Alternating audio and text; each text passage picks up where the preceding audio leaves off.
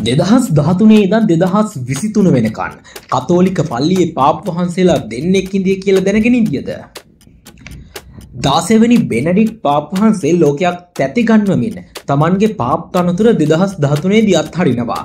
මේ වගේ දෙයක් කිසිදු පාප්වරයෙක් අවුරුදු 600ක් ඇතුළත සිදු කරලා තිබුණේ නැහැ. මේ ඉල්ලාස්වීම නිසා ෆ්‍රැන්සිස් පාප් වහන්සේට කතෝලික පල්ලියේ ප්‍රධාන චරිතය එහෙමත් නැතිනම් නායකයා බවට පත්වෙන්න අවස්ථාව ලැබුණා.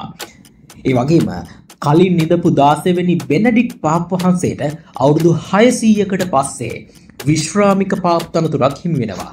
මෑත කාලීන ඉතිහාසයේ ලෝකේ පළමු වතාවට තමයි පාප් වහන්සේලා දෙන්නෙක් වතිකානුව ඇතුළේ ඉඳියේ. එක අයෙක් නිහඬව යාඥා කරද්දී අනිත් කෙනා බිලියන ගණනක් කතෝලිකයන්ට Tamanගේ නායකත්වයේ සැපයුවා. ඔයා මේ කතාව ගැන වෙන මොනවද දන්න කියන විස්තර ඒවා පහලින් කමෙන්ට් කරන අතරේ අපිව සබ්ස්ක්‍රයිබ් කරන්නත් අමතක කරන්න එපා.